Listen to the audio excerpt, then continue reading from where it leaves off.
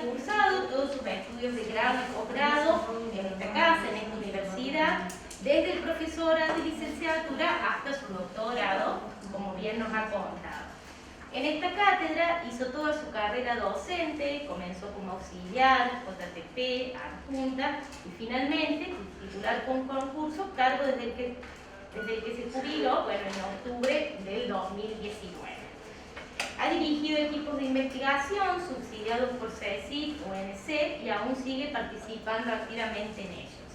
Desde allí ha ido apostando a la construcción de una noción de heterodoxia en la literatura para pensar discursos, autores, textos que escapan de la norma, la hegemonía, el canon, las estéticas dominantes. ¿Sí? Lo que Ceci plantea esta cuestión de ir buscando, ¿sí?, las textualidades ocultas, estos otros recorridos, otros derroteros, otros mapas para poder, ¿sí?, construir o armar la literatura argentina. Ha publicado los libros, ¿sí?, libros individuales, literatura y música, confluencias en la obra de Daniel Moyano, y el de muy reciente aparición de este año, Puntos Sueltos, la literatura argentina y sus textualidades ocultas. Ha estado a cargo de la dirección y edición de los volúmenes colectivos, Heterodoxias y Sincretismos en la literatura argentina, del año 2011, Mapas de la heterodoxia en la literatura argentina, del año 2013, Más allá de la recta vía, Heterodoxias, rupturas y márgenes de la literatura argentina, del 2016. Actualmente integra el comité académico del doctorado en letras de esta facultad y dirige la maestría en literatura y política de la Universidad Autónoma de Entre Ríos. Estudiosa incansable, generosa, maestra de vida, la extrañamos muchísimo, ¿sí?, en esta cátedra, y bueno, por eso quisimos que hoy vuelva a hablarnos de uno de los tantos autores sobre los que ha reflexionado, sobre los que ha reflexionado. Más contemporáneo Echeverría, bueno, en esta charla, clase, como ustedes quieran llamar, Martín Gil, Calíbar del Cielo, Ciencia y Literatura en la Córdoba Moderna. En el marco del ciclo Reencuentros en el Aula de la Escuela de Letras. Muchísimas gracias, Ceci, y bueno, disfrutan de poder escucharte nuevamente, y para ustedes que puedan conocerla, que puedan escucharla, que puedan disfrutar de esta clase y bueno, de todo lo que puede aportar Ceci. Muchas gracias.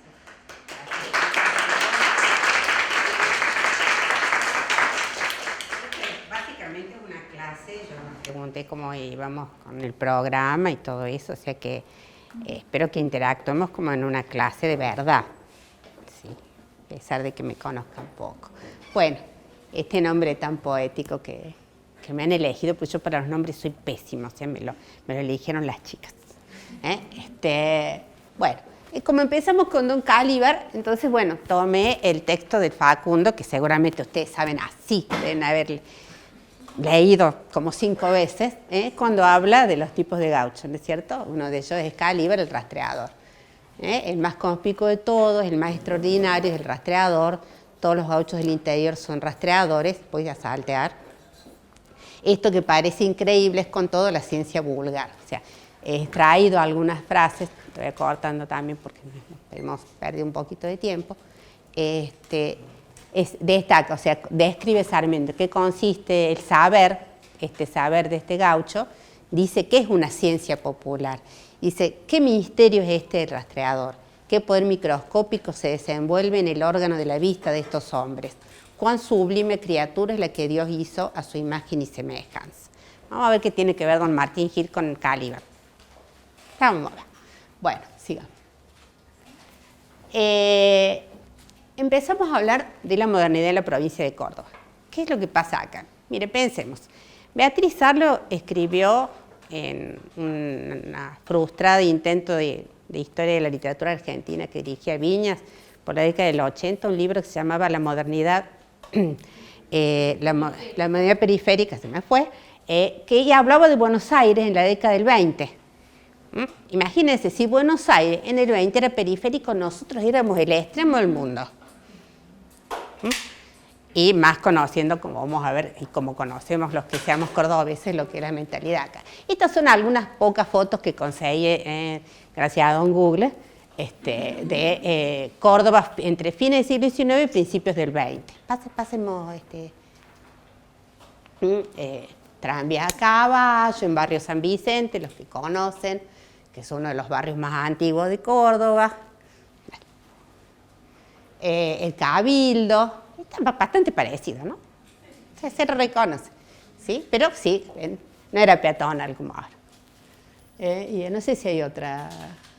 Esta no sabemos de qué es. A mí me da la impresión de que puede ser en Costado de la Cañada, cerca del Aguaducho, me da esa sensación por el calicanto pero está como de esa época, pero no precisan dónde. Dice Córdoba, fin del siglo XIX.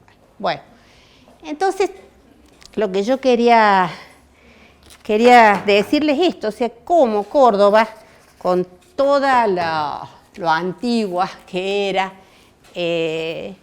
lo conservadora que era, también va a ingresar en la modernidad. Y lo va a hacer de la mano de la década de los 80, que es la que creo que ustedes han estado viendo. Así como en Buenos Aires implica, es decir, mejor dicho, la acción de quienes van a ocupar el poder y van a ocupar no solo el poder en lo político, sino en todos los campos, en el 80 también se va a extender hacia Córdoba, y aquí también va a llegar el ferrocarril, con todo lo que implica, van a empezar a introducirse mejoras como el agua corriente, cloacas va mucho más lento, ¿no? Digamos agua, tendido de agua. Y se instalan lo que diríamos ahora pequeñas pymes, ahora llamaríamos pymes, pequeñas industrias, fábrica de fósforos, estas cuestiones. También empieza a llegar la inmigración ya desde el 70, hay mucha inmigración que es colonia agrícola, por ejemplo, qué sé yo, en una zona de la Piemontesa, ¿sí? Pero hay inmigración acá en Córdoba, y por supuesto, a la par de esto se plantea lo que se llama la cuestión social. ¿Ustedes saben de qué se llamó la cuestión social a fines del siglo XIX, principios del XX? Bueno, este término se usaba a partir de un periódico anarquista que... el anarquismo era un movimiento muy internacionalista, entonces había un periódico que se llamaba Así en Italia, entonces se fundaban otros iguales, con el mismo nombre y con la misma tónica, en distintos lugares, porque acuérdense que el anarquismo básicamente descree de las diferencias entre naciones, todos los hombres somos iguales.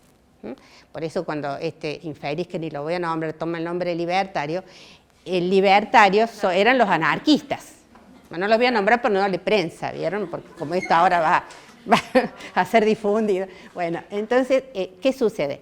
La cuestión social era un periodo, que de ahí se empieza a plantear con el nombre, con este sintagma, la cuestión social, aparece en la prensa, aparece como preocupación para los políticos, precisamente a lo que significa la difusión de las ideas de izquierda que vienen de la mano de los inmigrantes, obviamente, que van a ser de izquierda todavía, una izquierda que todavía no es el PC.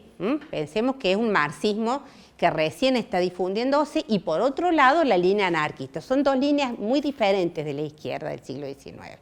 Tanto es así que en la Segunda Internacional es expulsado Bakunin, que era uno de los principales teóricos anarquistas de la Segunda Internacional, porque no seguía la línea del socialismo marxista, para decirlo de alguna manera, que no es la que usan los teóricos. Pero entonces, ¿qué planteaban ellos? Planteaban todas las reivindicaciones que ya ahora para nosotros son comunes, ¿cierto? Bueno, que no se explotara a los trabajadores, para decirlo así de una. Todo esto también aparece, aunque de manera menos marcada aquí en Córdoba, porque justamente había menos trabajadores.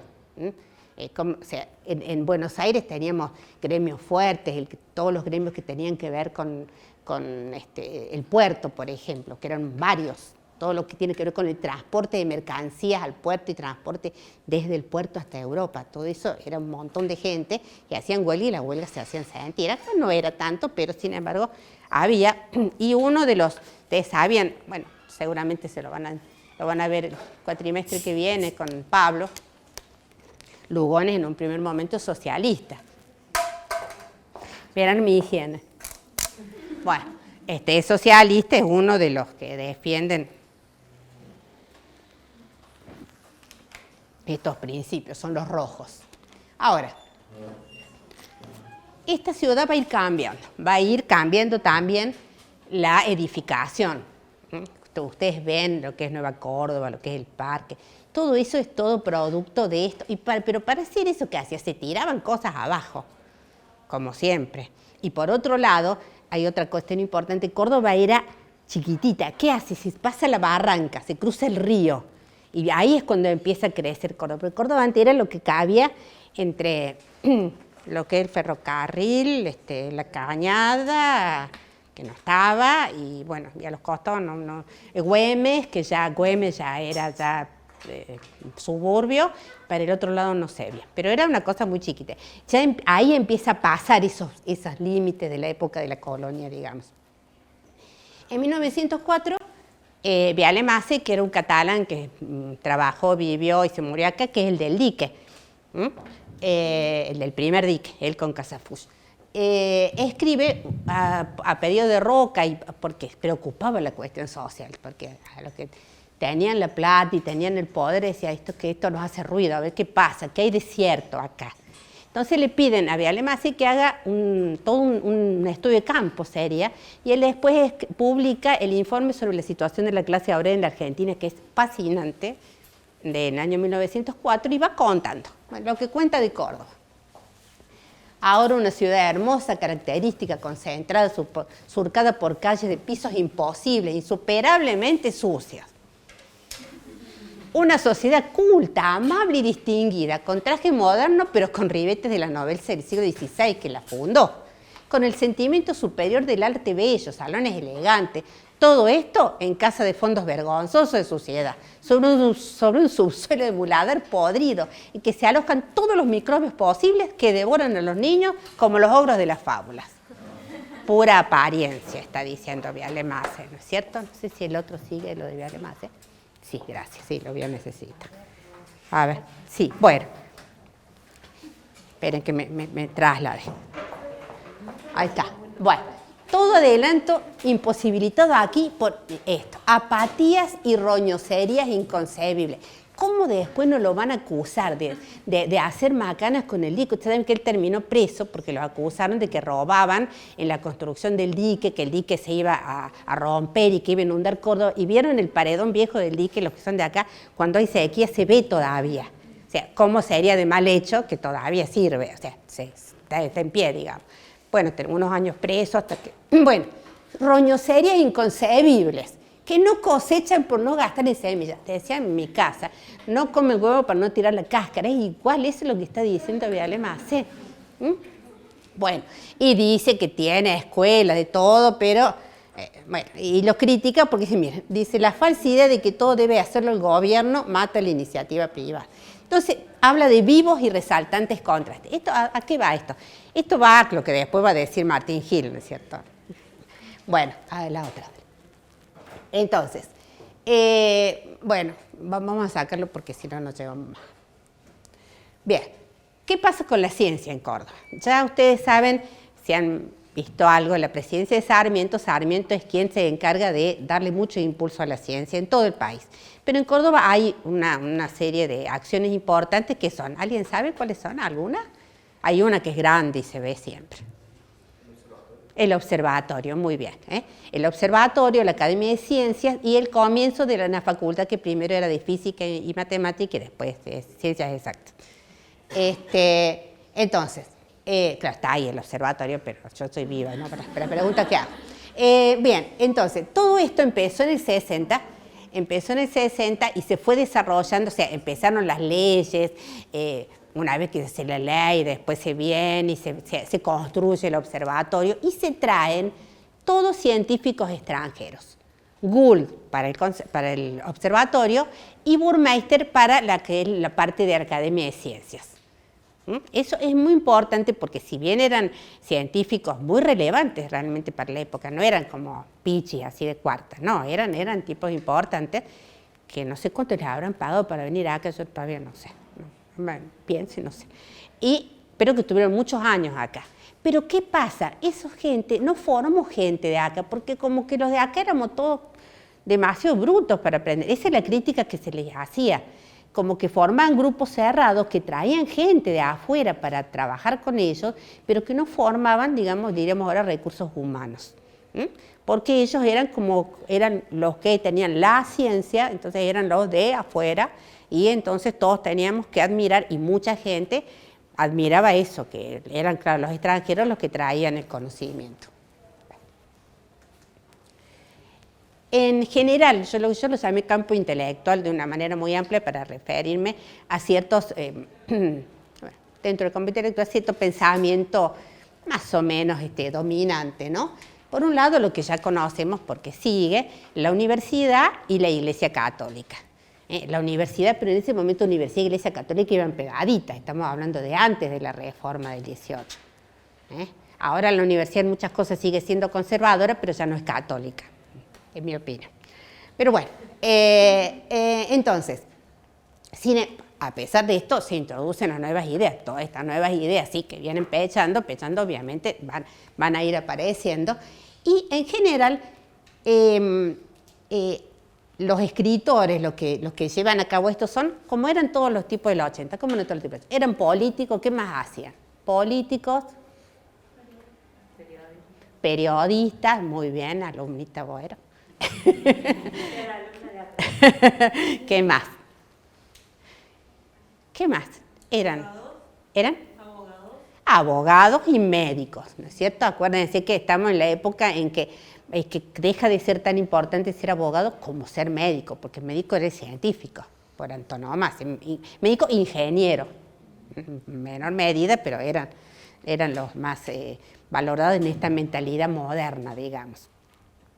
Entonces, y eran políticos, eran escritores, eran periodistas, no había Netflix, se dedicaban con más tiempo y tenían plata, la mayoría, ninguno trabajaba para vivir. Todavía no estamos en la época de la profesionalización ni de los escritores ni de los periodistas.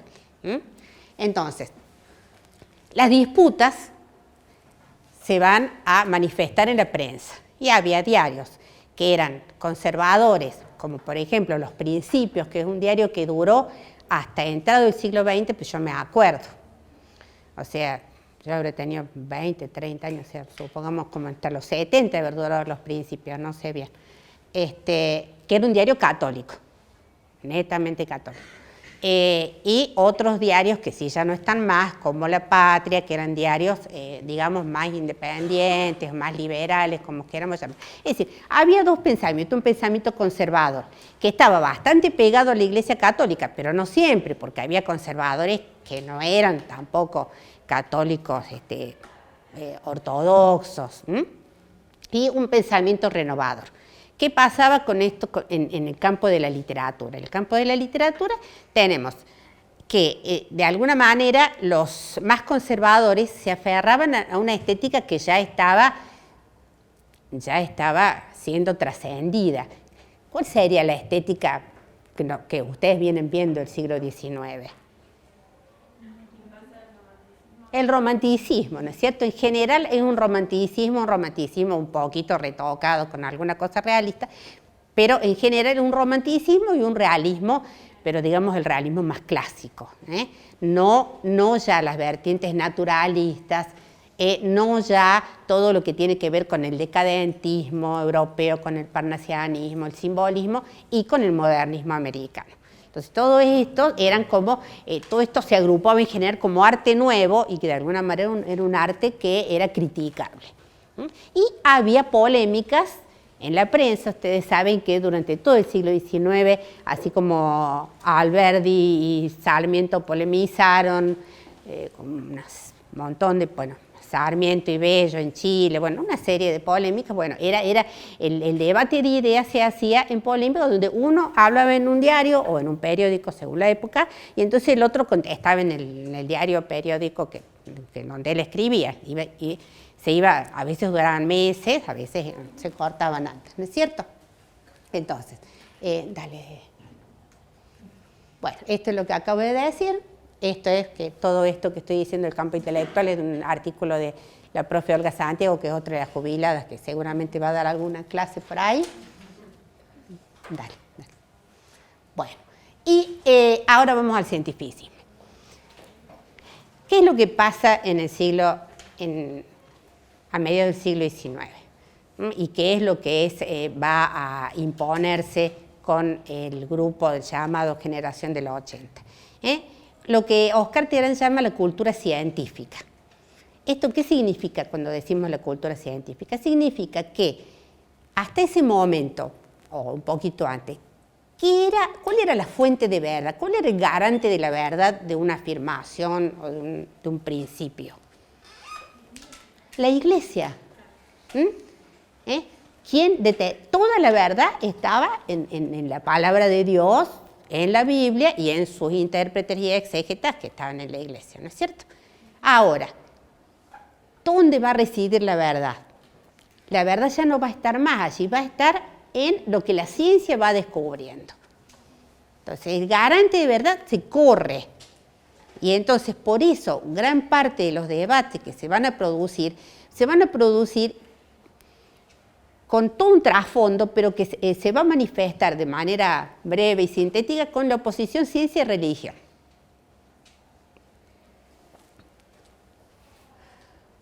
Y esto no voy a poner nada porque creo que no está. A ver, ¿cuál es una de las grandes revoluciones en el pensamiento de la época? Del punto de vista científico. Nosotros creíamos, bueno, que nosotros los que somos o eran católicos, no es que creíamos, yo no creo eso ahora, pero en esa época, ¿cómo se había hecho el mundo? ¿Cómo se había hecho el hombre? 7 días, que Adán y Eva y la costilla y todo eso, el Génesis, ¿cierto? Bueno, pero ¿quién vino y le dijo, no, esas son macanas? Claro, Darwin. El pensamiento de Darwin fue fundamental. No fue el único, porque cuando Darwin postula el origen de las especies, había un grupo, había en distintos lugares, había a partir de no voy a decir evolución, pero no me gusta, digamos, de unos avances en el pensamiento científico que llevaban a que mucha gente estuviera planteándose, muchos científicos, esta cuestión de la evolución.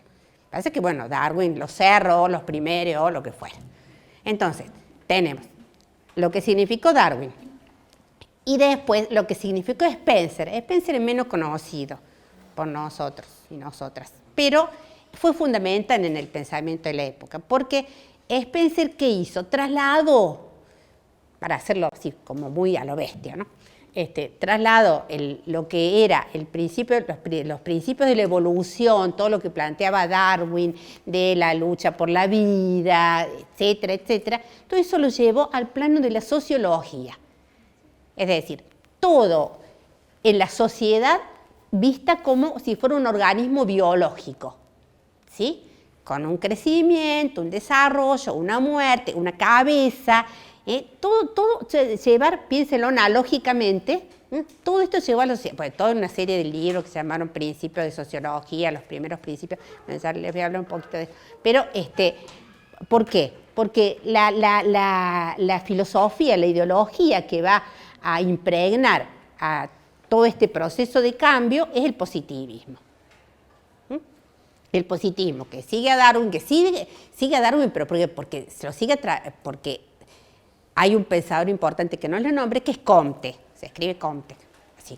Es un francés que ya en mediados del siglo XIX ya había planteado esta cuestión. ¿Qué cuestiones son estas? Estas cuestiones de dejar de lado las épocas teológicas, como decía él, y metafísica, para entrar en la época positiva de la humanidad. En donde lo que se puede creer es aquello que se puede ver y experimentar y percibir con los sentidos. Entonces, fuera del alcance de la ciencia estaba todo lo que era la religión. O sea, no es ni siquiera que lo combatiera, es como que quedaba afuera, era como otra cosa. Eso, bueno, lo dejemos para los que se dedican a eso. Entonces, nosotros van a explicar todo todo, porque esto impregna toda la ciencia, a partir de estos criterios que van a poner primero Comte, después Spencer, y como digo, el que más influye en la gente de por aquí es Spencer, pero a partir del cambio postulado por Darwin. Hay una anécdota de las chicas de acá, de las chicas, porque eran chicas de la escuela normal del Carbó, ¿no? El Carbó, dice que iban los profes y le decían, bueno, hábleme del origen del hombre. Bueno, supongo que le querían hacer hablar de cómo iban evolucionando las especies. Y se paraban las chicas del Carbó y decían, no, porque el hombre fue creado por Dios, Es decir, toda esta cuestión de la contraposición de estos modos de pensar. Pensemos que esas chicas están estudiando para ser maestras, estamos hablando del normalismo, ¿no? Esas chicas estaban siendo formadas a partir de todo lo que significó la obra de Sarmiento, es todo un capítulo esto de la cuestión de las maestras normales, pero bueno, o sea, esa reacción, ese pensamiento tan conservador que había, que no podían coexistir. Nosotros ahora decimos, bueno, yo en mi caso, yo soy católica y no por eso voy a creer en que Dios creó en 7 días, ni nada de eso, o sea, ni voy a descreer de cosas que me vienen a decir que la ciencia para nosotros ya está. Pero en ese momento no, porque era una cuestión de poderes y de mentalidades generadas a partir de estos poderes que durante tanto tiempo habían manejado todo. Entonces, pasamos.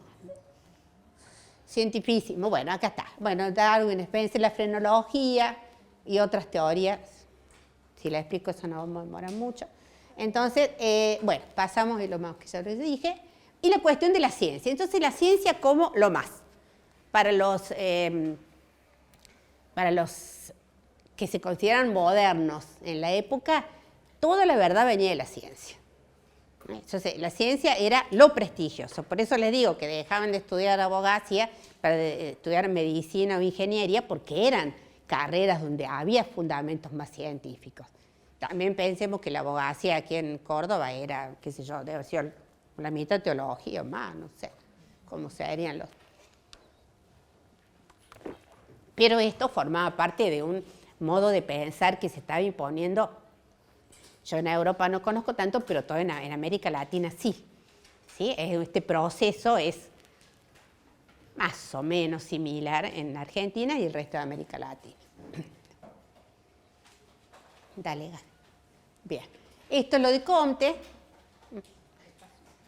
Estas son las fotitos, a mí siempre me gusta mostrar las caritas. De Comte, de Spencer, Darwin y Spencer. Me hiciste una cara de inglés asqueroso. No me van a negar. Darwin, paz. Parece Tolstoy por ahí. Muy alejado, pero pasa.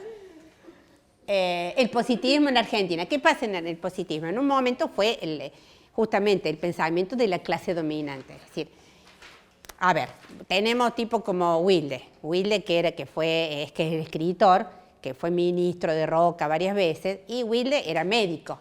Entonces Wilde defendía la ciencia, defendía la educación laica. Bueno, fue el gran debate entre la educación libre o laica, o sea, la educación católica o sin ninguna religión, digamos. Entonces, y ellos, bueno, justamente todo a partir de las herramientas que ellos tomaban del pensamiento positivista, digamos. Y que entonces de alguna manera fue el pensamiento del grupo dominante. ¿Sí? Ojo, eso no significa que, por ejemplo, lo que es la ciencia, es decir, el respeto por la ciencia, la consideración de la ciencia como sostén de las verdades, eso se da en todas las ideologías. Ustedes, si tienen ocasión de leer textos de la época de anarquistas o de socialistas, al final están diciendo lo mismo, que la ciencia es la que da la verdad. O sea, búsquenlo como lo busquen y va a terminar diciendo eso. O sea, esta cuestión del respeto y del prestigio de la ciencia permea las ideologías. Bueno, acá llegamos a don Martin Hill. Por fin. Bien. Cuando vemos Martin Hill, yo estaba pensando cuando venía para acá, que hay una cosa que nosotros vamos a ver, un escritor. al que yo estoy remitiéndoles cuestiones que en Buenos Aires se ven entre el 80 y el 90, y nosotros estamos con un escritor que va a publicar sus obras entre 1900 en adelante. Es decir, estamos hablando de 20 años, 20 años es un montón. Bueno, pensemos en esta cuestión de que los cambios culturales, cuestiones sociales no son iguales, no podemos equipararlas. Acá en la Córdoba de fines del siglo y de principio del XX, nos vamos a encontrar con cuestiones que son calcadas. Si ustedes van y observan con detalle, no lo van a hacer porque solamente una que estudió cuántos años ha leído, esos tipos tan aburridos. Pero van a encontrarse con que se están planteando desde el 60, el 70, de Sarmiento ya, la cuestión, Sarmiento tiene un par de artículos donde elogia a Darwin, o sea, estamos hablando de gente que ya se estaban, y estos mismos problemas se están planteando, ustedes eran 1900 acá, bueno, sí, 1900 acá, y vamos a estar en plena vanguardia de Boyd y Florida, y acá capaz que nos seguimos peleando los católicos con los naturalistas, qué sé yo. Bueno, era así. Bueno, entonces don Martín Gil. Martín Gil conseguí un par de fotitos en el escritorio, eran con todas las cuestiones de la astronomía, un globo terráqueo, o sea, todo para decir qué culto, ¿no es cierto? Todo. El busto de no sé quién, porque lamentablemente no se ve, pero bueno, esa cosa de medición, algo, un barómetro, una cosa por el estilo, es un instrumento científico, ojo, veamos eso, ¿no es cierto? Eso parece ser una foto de la luna, un globo terráqueo, libros, cartapacios, etc. Bien. Don Martín Gil era alguien que era hijo de un abogado, tenía campos, era un estanciero, era un terrateniente. Martín Gil era un terrateniente. Estudió un poco acá, como después su papá se fue a Buenos Aires por cuestiones políticas, terminó de estudiar allá. Algunos dicen que terminó abogacía, otros dicen que no. La cuestión es que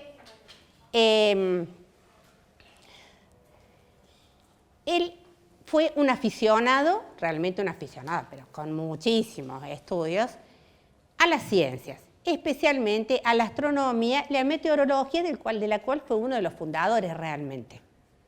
Porque cuando se presentó en las cámaras un proyecto para crear la Oficina Meteorológica Nacional, que es la que vendría a ser ahora, el Servicio Meteorológico o algo así, el proyecto lo había hecho él.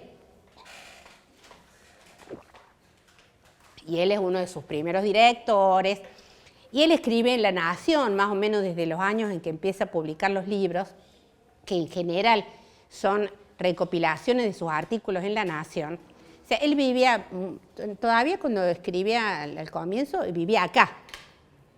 Él vivía acá, pero bueno, publicaba en La Nación, o sea, tenía cierta llegada a un nivel.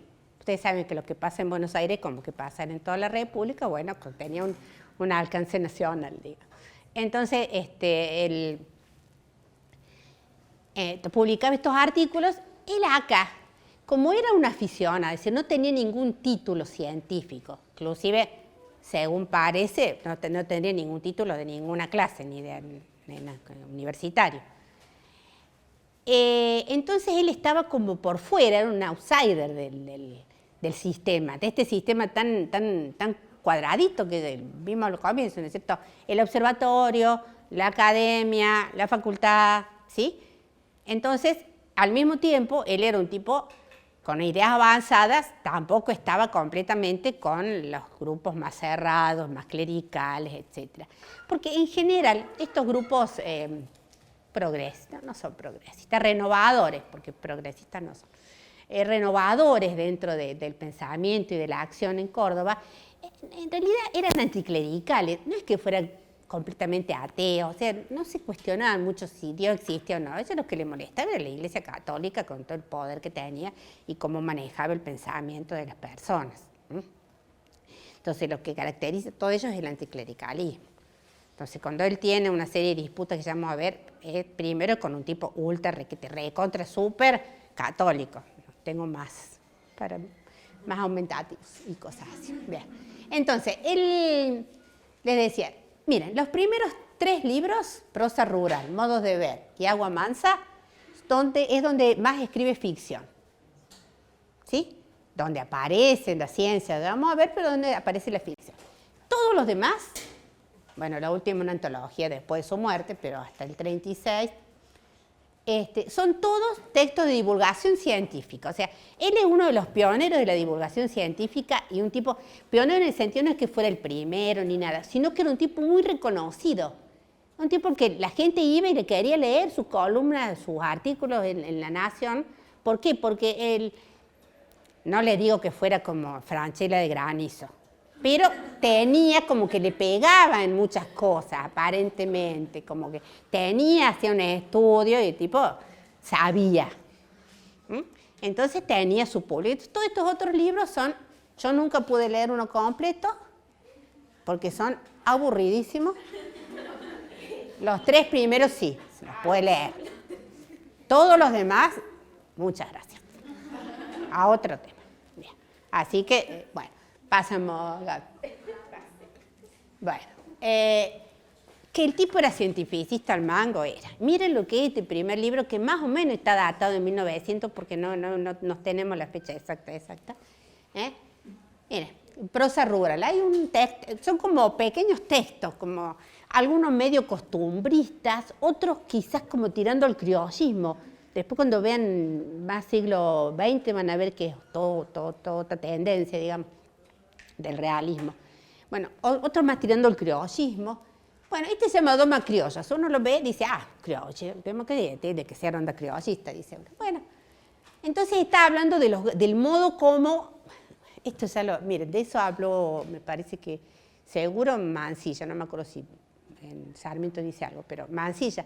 ¿Se acuerdan de Mansilla? Dice como doman, compara quiénes doman quién y quién. Esta es una pruebita. ¿No? Bueno, Mansilla compara cómo doman los criollos y cómo doman los indios. Y dice que los indios son mucho más humanos, digamos, para domar que los gauchos. Acá están diciendo eso, que los gauchos son medio bestias para domar a los caballos. Bueno, no tengo inconveniente de declarar también que el gaucho me es profundamente simpático, pero casi únicamente por el lado de la estética sentimental. Miren lo que está diciendo. Me gusta verlo con la guitarra en la mano, facón al cinto y parejero al lado, tocando una décima en la menor. Yo sé música, sé que es en la menor, verán, no sé un gaucho que no sabe. Pero desgraciadamente el mundo marcha llevando consigo esa ley disolvente y a la vez creadora, la evolución. Después en el mismo, más adelante dice, miren esto. ¿Se acuerdan lo de la ley de la herencia? Eso lo han visto sin rumbo. Bueno, han visto eso, en la sangre. Bueno, bien. Debe aprovecharse también la ley fisiológica de la herencia, educando a los padres para tener hijos con predisposición a la educación. Hay tanta diferencia en la inteligencia natural de un potrillo, hijo de padres amaestrados en el circo, con la de otro de origen salvaje, potrillito, hijo de padres en el circo, con uno que está en la pampa dando vueltas. Como la que existe entre la de un niño parisien y un pequeño toba, señoras y señores, racista full. Además que si nosotros leemos lo que hablan los europeos, los franceses de los niños parisinos, eran unos pobres chicos muertos de hambre y de tuberculosis en la calle. O sea, tenemos la idea del niño parisien, supongo, del que iba a los colegios católicos. Todavía nos falta un buen rato para alcanzar aquella civilización pacífica vislumbrada por Comte y Spencer. Señores, yo soy positivista y acá no me vengan con nada porque yo soy positivista y se lo digo bien claro y de una. Eso está diciendo ahí. Y entonces se pelea con Manuel Pizarro. Manuel Pizarro era un súper católico que ya había debatido con, no me acuerdo si con Sarmiento, no me acuerdo con cuál, cuando se planteó la cuestión de la ley de educación. Porque era un político, ya era un tipo grande, era cordobés, pero había estado en Buenos Aires, porque había sido diputado, senador, no me acuerdo. Acá fue gobernador de Córdoba. Entonces pone en los principios, habla de la bancarrota de la ciencia. Eso de la bancarrota de la ciencia, además lo toma de otras, porque este pensamiento en contra de la ciencia no es solo nacional, es internacional también, ¿no es cierto? Él lo toma de ahí y dice, no puede explicar la primera causa. Cuando hablamos de primera causa es una forma científica de hablar de la divinidad, de Dios, etcétera, etcétera, ¿cierto? Entonces Martin Hill, ¿qué le dice? La ciencia moderna no pretende de ningún modo descubrir el primer porqué del fenómeno, sino el cómo. Su ley descubre cada día nuevas leyes, lo cual es útil para la humanidad, y después dice, la causa primera se la siente palpitar, aunque no se la explique. Desde el telescopio hasta el microscopio, esos dos rastreadores del infinito proclaman su existencia. ¿Saben lo que les decía?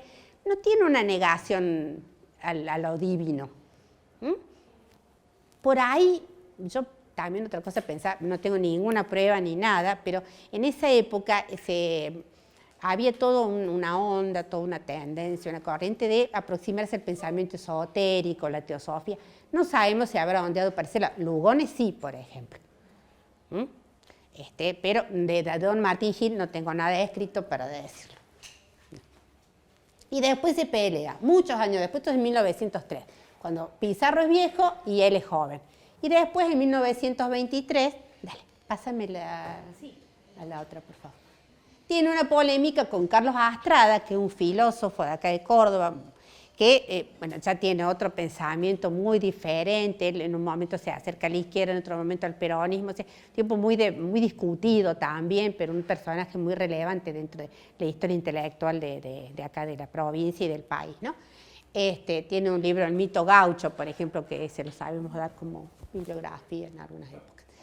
Entonces, Carlos Astrada, también en periódico, lo pelea a Martin Hill. Y le dice, ¿conocéis, lector, cosa más hórrida que el cientificismo criollo?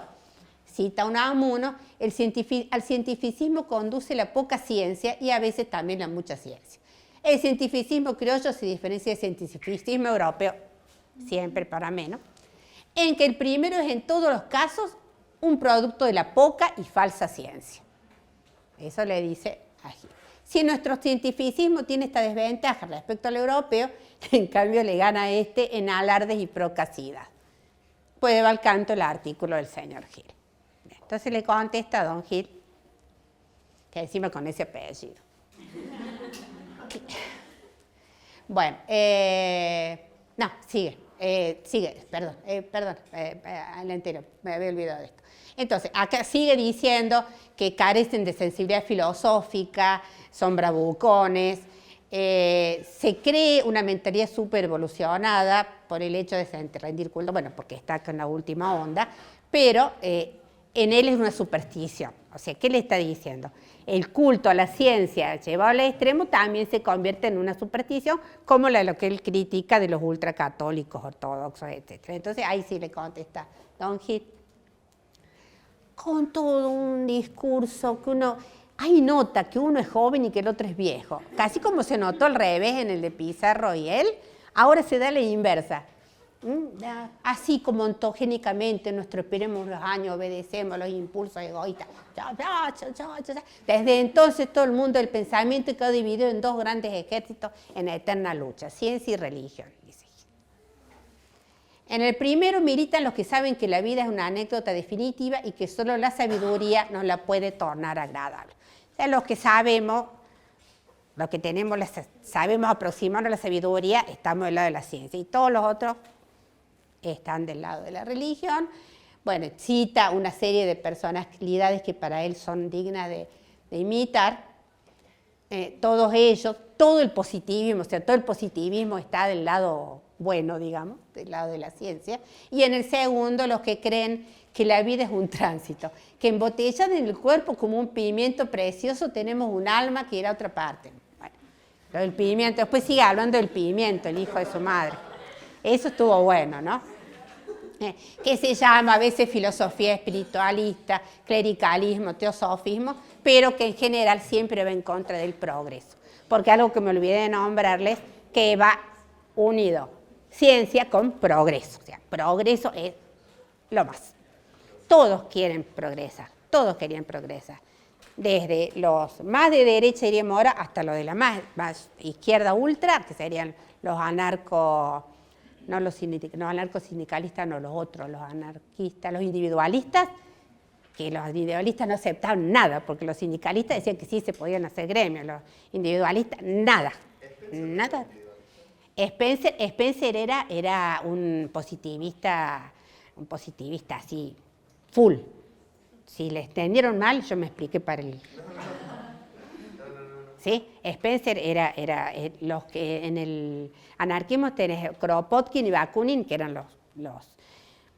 los que escribieron los libros que en general se leían los anarquistas, porque como al no ser un movimiento que tuviera una estructura como sí lo fue el marxismo, ellos no reconocen autoridad, ellos se reunían en círculos. Por ejemplo, nosotros nos juntamos 10, nos juntamos en tu casa a tomar mate y a leer a Bakunin y lo interpretamos como queremos. ¿Sí? Y entonces publicamos entre todos, juntamos unas moneditas, hacemos en esa época no había fotocopiadora, en una imprenta, imprimíamos unas cositas y las repartíamos, si podíamos, pedíamos unos pesitos con eso para seguir imprimiendo más. Ese era el modo de trabajo, digamos, de difusión y de pensamiento de los anarquistas. Bueno, entonces, ya está. Bien, esto, bueno, le dice, y me dice, bueno, usted nos dice que somos cientificistas como si fuera un insulto y nosotros vamos a ser como los decadentistas. Así como los decadentistas le dijeron decadentista y lo tomaron como su denominación, nosotros, sí, yo me asumo como cientificista, ¿no es cierto? Sí, por ello se entiende amar y proclamar la ciencia como el objeto más digno de preocupación y que más enaltece a nuestra pobre humanidad. Esto es más o menos lo mismo. Eso es importante en cuanto a entender cuando vayan a leer. Ustedes tienen 3 textos, me dijo Gaby, que leer de él, que son como muy cientificistas. Hay otros que no son tanto, pero eso se ve bien clarito. Así. Bueno, yo voy a trabajar sobre todo con el tercer libro, que en realidad es el más lindo para leer, el más entretenidito, digamos. Yo cuando digo, ustedes piensen que lo mío es como lo que es más o menos feito, lo menos feito. Yo no trabajo, hay una cosa, no estamos hablando de valores literarios a nivel de excelsitud, sino de textos que resultan interesantes para ver cómo es una producción intelectual en un momento, y poder rescatar los que realmente escriben bien, como Sarmiento, como Mansilla, que habrán sido lo que fueran, pero escriben bien. Yo primero, acá, esto lo tomé un poco de mi artículo del libro. Bueno, acá retomaríamos nosotros eso de los ricos roñosos, ¿se acuerdan? La roñosidad de la que hablaba Viale Masse. Pero ¿qué es lo que dice Eduardo Wilde, que yo les nombraba como un tipo, como una autoridad en el sentido político, literario, intelectual? Escribe la carta prólogo a Agua Mansa. ¿Y qué le dice? Bueno, usted no le da con el hacha. Usted dice, ejerce la crítica, la burla, la condenación suave de los hechos que salen vivientes de su mano. Bueno, después el mismo Martín Gil dice que mi rumbo es la verdad y el bien. Eso está interesante porque él lo va a retomar en distintas partes. Pero verán, verdad y bien está relacionado con un pensamiento que se apoya en la ciencia, ¿no? Bueno, ya está. Bueno, entonces, acá voy a tomar algunos textos. ¿Hasta qué hora tengo? 5:30, 6 menos 4. Bueno, Arborifolia cordubensis. Pero ¿qué es lo primero que notan? ¿Está bien? En latín. Hay uno, el Arborifolia lo inventó él, el cordubensis es de los cordobeses o de Córdoba. Sí, de los cordobeses, porque es plural. Es algo así como fobia a los árboles de los cordobeses. Yo decía, es que Areti. Oh, pero no, él está criticando ahí, de la Sotana, está criticando ahí a que con la remodelación de la ciudad se tiraban abajo árboles a lo loco y bueno, se construían casas, todavía no estamos en edificios grandes, pero bueno. Entonces, dice, bueno, fíjense, como un tipo que nosotros diríamos, bueno, está a favor de todos los cambios, un tipo que diría, bueno, arrasemos con todo y metamos lo moderno. Y sin embargo, eso es lo que tienen estos escritores del patriciado, porque aristocracia es mucho, ¿no es cierto? Estos escritores del patriciado es que, por un lado, ellos como ideológicamente están de acuerdo con los cambios, con la ciencia, con la modernización, con el ferrocarril, con que entreguemos el país a los europeos, total, nosotros les vendemos materia prima y ellos después nos devuelven los productos manufacturados. Y en otras cosas, ellos siguen queriendo lo tradicional, las viejas costumbres, lo que es como que nos define, como una especie de, no hablan de identidad, pero podemos decir una especie de identidad nacional, algo así. También agravado, entre comillas, ¿por qué? Porque teníamos menos inmigrantes acá en Córdoba que en Buenos Aires, pero teníamos inmigrantes. En varios de los textos él reproduce, él habla de inmigrantes italianos, de inmigrantes españoles, supongo que gallegos, más o menos parecería. Entonces, o sea, ustedes van a ver esto, y se muestra más esto en los textos, en estos escritores como menores, digamos. Fíjense que Mansilla, si ustedes piensan en Mansilla, en algún momento Mansilla también habla, que dice que bueno, solamente cuando dice que es mejor dormir en la pampa que en un hotel lleno de piojo, de pulga y qué sé yo.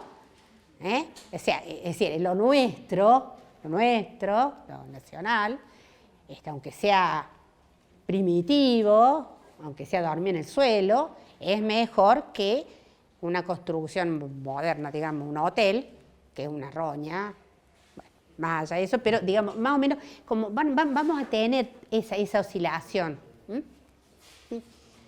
Y bueno, aparece esto y el anticlericalismo. Bueno, critica los templos, porque en la década de más o menos entre el 60 y el 80, muchas iglesias ya estaban, pero que se crearon muchos colegios católicos. Vieron que los colegios católicos, si fijan en el centro, empiezan a ver por todas partes colegios católicos, son unos edificios enormes, cada uno con su propia capilla, o sea, su propio templo. Entonces, la Pascua es una fiesta donde se escucha el torrente de sangre caliente y espumosa derramada sin compasión de corderos, patos, gansos y terneros. Y no solamente ocasión de regocijo espiritual. Toma, o sea, acá mucha piedad, pero los festines que nos damos entonces, está jugando con la idea de la expiación, de la muerte de Jesucristo, de la sangre de Cristo que corre en la pasión, con la sangre de los animales que se matan para chupar y para comer y festejar el día de Pascua. Las campanas, tantas campanas. Después Capdevila va a escribir Córdoba de las campanas, que era tan linda, me la enseñaron a mí de chiquita, ustedes seguro que no, pero a mí sí. Las campanas, ¿qué es lo que dice las campanas? Dice que son una artillería mística, porque dice que se enloquece con las campanas, porque empiezan a sonar las campanas a toda hora de todos los templos, y que eso es te aturdís, básicamente. Volver a sus habitantes sordos en gracia de Dios. Bueno, y por un momento en este mismo, acá también habla de la cuestión de que obligaban a los empleados públicos a asistir a la procesión de Corpus Christi. O sea, ahí es donde se pegan la cuestión de la política con la cuestión del anticlericalismo. Ojo, que él fue político, eso me olvidé de decírselos. Él estuvo en el Partido Demócrata. O sea, pensemos en la época. ¿Qué pasó en el 16, en 1916? Que ahora todo el mundo habla de él porque este otro infeliz habló de él mal, por supuesto. Sí, muy bien, usted me entendía muy bien. Claro, pensemos que tenemos las presidencias radicales, pero acá en Córdoba, en todo el periodo de las presidencias radicales, hubo solo 2 gobernadores radicales. Todos los demás eran los demócratas, que los demócratas eran los conservadores, que nosotros decimos conservadores, ellos se decían demócratas, era su nombre, y que tienen su origen, bueno, es un lío, pero básicamente vienen de los grupos que siempre tuvieron el poder de las clases que tenían la plata, o sea, que tenían la tierra, que después tuvieron las distintas fuertes cuestiones económicas, ¿no es cierto? Bueno, él fue senador, fue diputado en la provincia y en la nación, nunca me acuerdo si fue senador en la provincia y diputado nacional o al revés, por el Partido Demócrata, o sea, él militó en política, digamos. Sin embargo, eso no le impide criticar cuestiones, y él fue incluso ministro acá en Córdoba de... Ya me voy a acordar. Pasa. Bueno, en consejos paternales, por ejemplo, está interesante porque es un padre de un hijo que dice, porque nosotros vivíamos como indios en el campo, pero ahora vos que estudias, ¿qué le recomienda? Hacer la carrera burocrática, estudiar abogacía e ir ascendiendo burocráticamente hasta ocupar cargos políticos. Me hace acordarle la carta de recomendación de Wilde en el sentido ese de criticar las formas políticas del momento. Y después, entre ociosos, tiene una crítica que todavía le escuchan. ¿Cuántos feriados que hay en esta ciudad y en este país? Por eso no avanzamos. Y cuenta, así como los porteños hablan de los paseos en Palermo, vieron, habrán alguna de las novelas estas, debe aparecer algo que habrán visto, él cuenta de los paseos en el Parque Crisol, como se llamaba en ese momento, donde iban las chicas y los chicos y la gente a mostrarse. ¿Qué sería ahora el Parque Crisol? El Parque Sarmiento. Crisol era un arquitecto y paisajista que diseñó no solo el parque de acá, sino varios parques en la República. Y bueno, y lugares y casas particulares, grandes estancias. Vieron que las estancias al estilo francés o inglés, también muchas le pagaban a él un montón de plata y diseñaban. Bueno, no desconoce, ven algunos conventillos que había en Córdoba, y tiene esta visión, esta que ustedes vieron en Cambaceres, ¿no es cierto? Son como, no llega a decir que son animales, aunque lo comparo a lo de los potrillos, pero bueno. Miren, los conventillos con patios sombríos y techos, inquilinos que se convierten en cabras asustadas, ahí está, que aúllan, se insultan y se arañan, ¿ven? Son animales. Ven esa línea. Ustedes dicen, pero esto es 30 años después, 20 años después, y sí, pero era así. Bueno, ven el inmigrante que está en la colonia, en el campo, porque como él tenía campo, él pasaba un tiempo en su... Rostros congestionados, caras patibularias. Cuando comen parecen animales. Los italianos, aparecen los italianos, que son los que trabajan, los judíos, explotando el hambre y los demás colonos. O sea, antisemita, además. Los ingleses. También les tiene bronca a los ingleses, porque él dice que se apropian, con la cuestión del ferrocarril, se apropian de las ganancias. O sea, como vieran, o sea, es como una cosa bastante mezcladito, no puede decir, no, eran todos antipatria, digamos, usando términos viejos. No.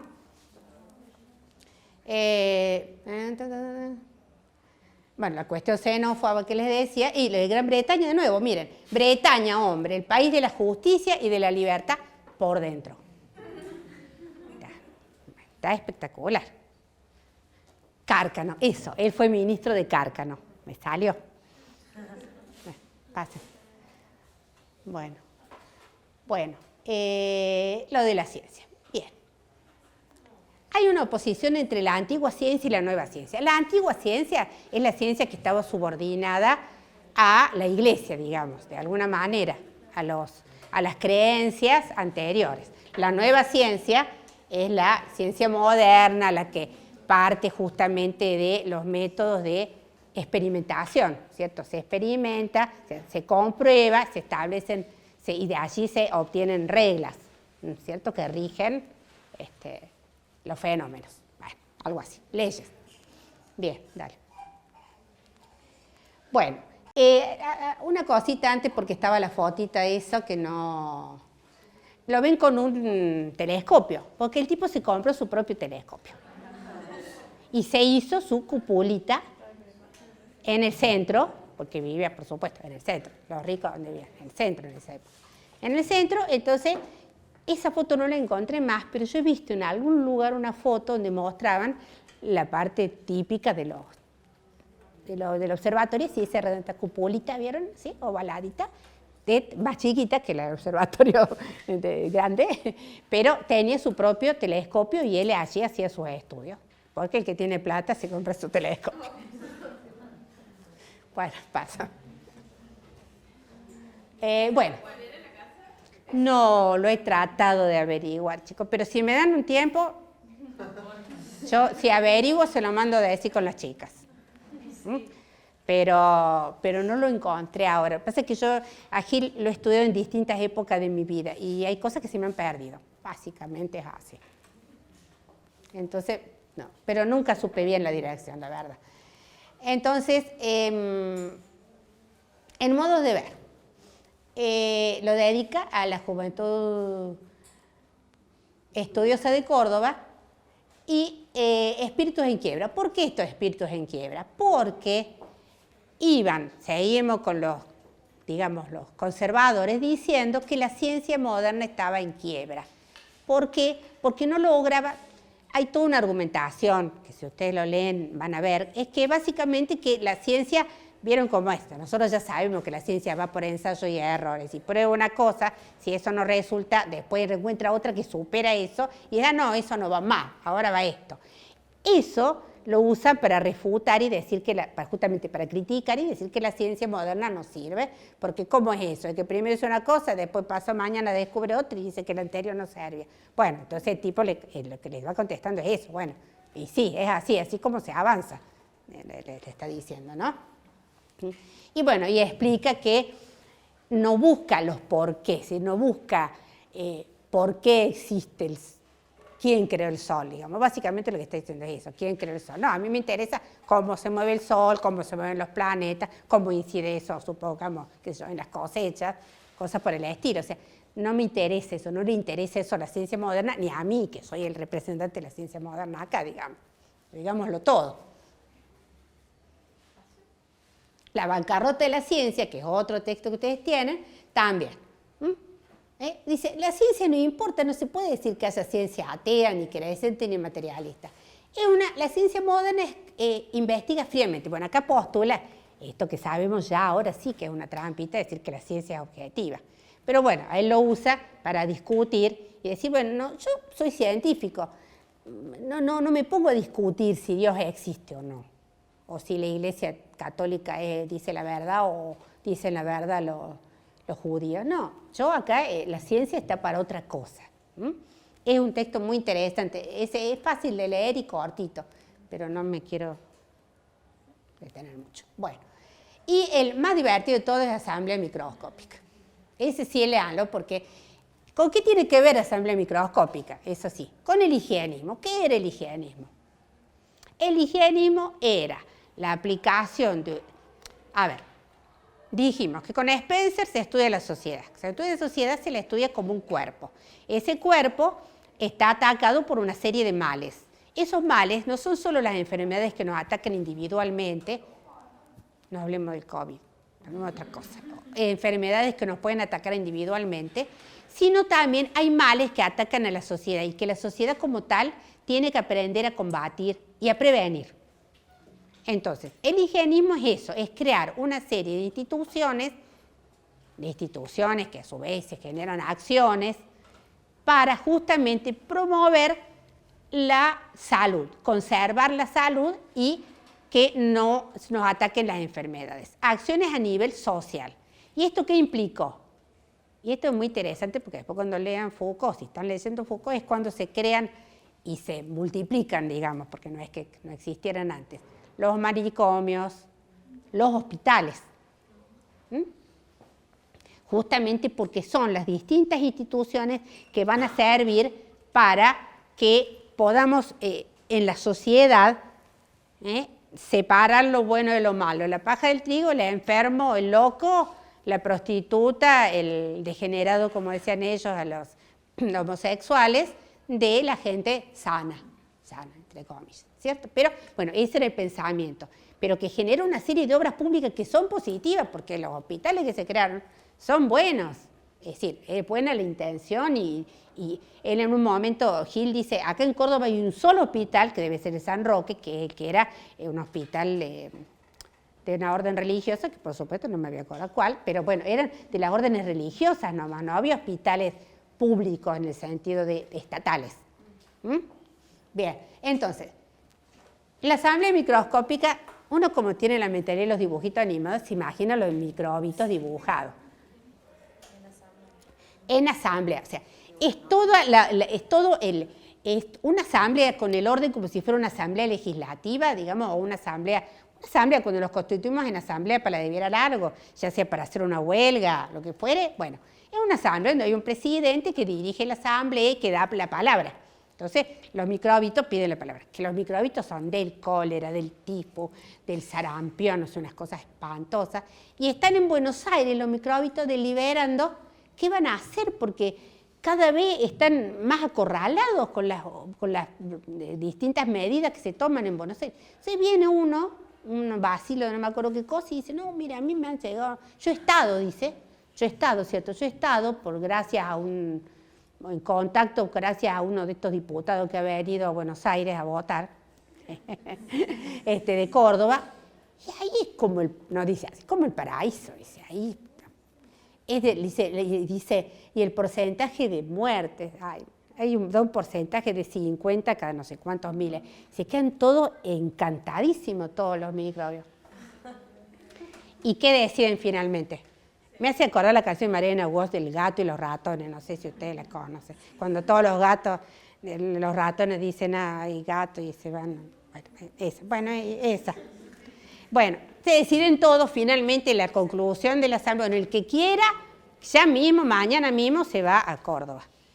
Porque ahí no hay sistema de agua potable, no hay un montón de cosas. Es decir, es una crítica. Es como muy moderno realmente porque resulta divertido leerlo. No aburre en ningún momento. Ya se los conté todo, pero léanlo igual. Bueno, y pasamos, y después creo que ahora viene lo de... hay una cosa que quería, antes de pasar los textos de divulgación científica, una última cosita que quería decirles, es que en este libro, en Agua Mansa, hay una operación discursiva que hace que es muy interesante, y es que toma un personaje que se llama Don Lino, y que es un zapatero remendo, ¿no? Es un zapatero artesanal, como era todo, que es un viejito, que es el que lleva la voz cantante de todas las críticas que se van haciendo, tanto las contra la Iglesia, contra lo que diríamos ahora la burocracia.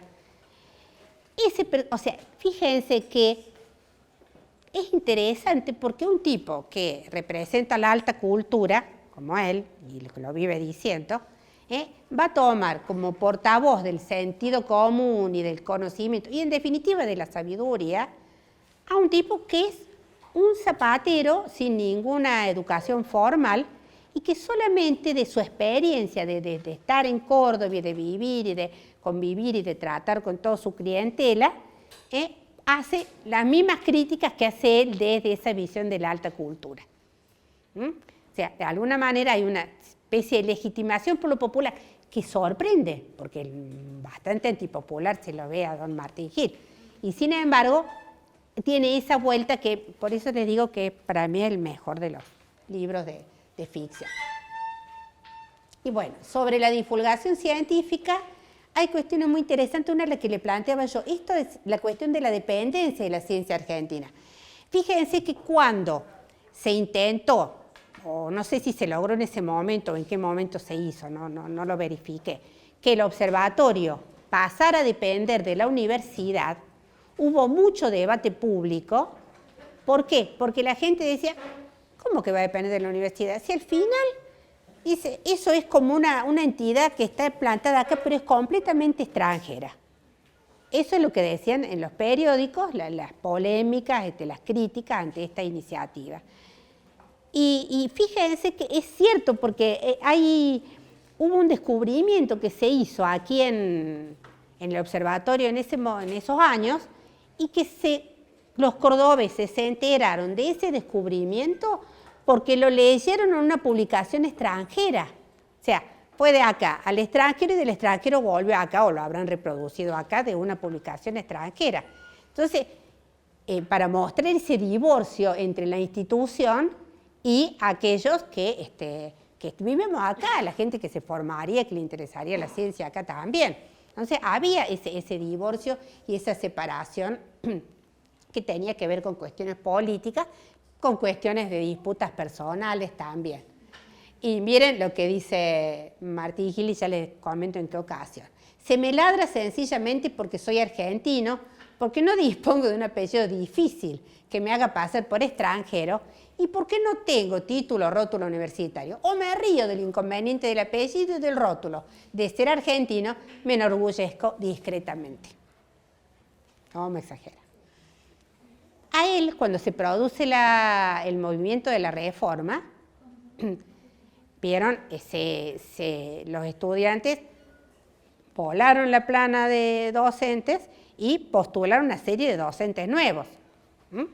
Bueno, después eso tuvo muchas derivas, y uno de los que los estudiantes mencionaban para una cátedra de astronomía o algo por el estilo era él. Dice, no, yo no puedo aceptar eso porque me van a tirar con todo, no tengo título, y entre otras cosas dice esto. Si ustedes leen los textos de divulgación de él, al igual que los textos más literarios, esto que yo les estaba mencionando, van a encontrar algunas cuestiones muy interesantes y que lo relacionan con lo que deben haber estado viendo algo de la generación del 80. Uno es el humor, verán que aparece el humor, lo notan en esto poquito y aparece más. Por el otro lado, sobre todo en los textos de divulgación, una permanente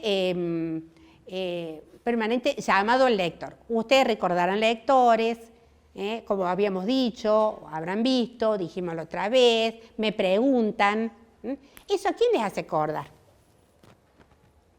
Eso así como de conversar con el lector. Eso no ha cambiado en mis épocas. A Mansilla. A Mansilla. Eso del coser, del conversador, de que esa cuestión como que yo estoy escribiendo pero es como si estuviera conversando, eso se da bien claramente en Martín Gil. Eso es bastante interesante. Y bueno, a ver cuál viene después, ya no me acuerdo. Sí, pasa. Ah, sí. Esto es sobre sus textos de divulgación. Gershunov, que ya lo van a ver en Argentina 2, supongo, que es un hombre que nació en Rusia, judío, pero que vivió toda su vida, escribió en Argentina, etc. Próloga este libro que se llamó Hablando Solo, uno de los últimos de Martín Gil, que era de estos de divulgación. Y mira lo que dice: el público siente en lo que escribe Martín Gil una fuerza indefinible y que es el privilegio de ser simpático, que no es desde luego una cualidad baladí. Ser como Martín Gil un escritor simpático, y a esto aspiran en suma los escritores, es decir, a la posibilidad de comunicación y de influencia. Hay en Martín Gil una cordialidad comunicativa que anima el dato, el detalle técnico, la dilucidación del teorema. Ustedes van a ver, cuando lean estos 3 textitos literarios, que todo el tiempo él está mezclando, uniendo, fusionando sus conocimientos científicos, sobre todo de astronomía, con lo que va relatando. Es decir, van a encontrarse metáforas, comparaciones, que tienen que ver con estos conocimientos. Donde aparece el dato científico, o sea, meter el dato científico en un texto de ficción. Eso es lo que hace que estos textos sean interesantes y donde se marca esta confluencia de esta impronta, la mentalidad del científico con la mentalidad del literato. Yo creo que eso es una de las cuestiones más interesantes que aparecen en los textos de Martín Gil. Y bueno, y para terminar, usted me decía, ¿qué tendrá que ver con Calibar? La verdad que no tiene mucho que ver. ¿Saben a mí lo que me hizo pensar en la relación entre el gaucho del siglo XIX con lo que después, en una de esas van a ver más detenidamente, lo que es el gaucho en Don Segundo Sombra? En Don Segundo Sombra, Don Segundo Sombra y Fabio Cáceres, que es el gaucho pero que es un gaucho ya de otro nivel. Tiene las costumbres gauchescas, pero pertenece a otro grupo social. Es como algo así. Él tiene una ciencia que es una ciencia que no es la ciencia popular, es la ciencia culta, la ciencia diferente a la de Calibar. Sí, en cuanto hay una búsqueda.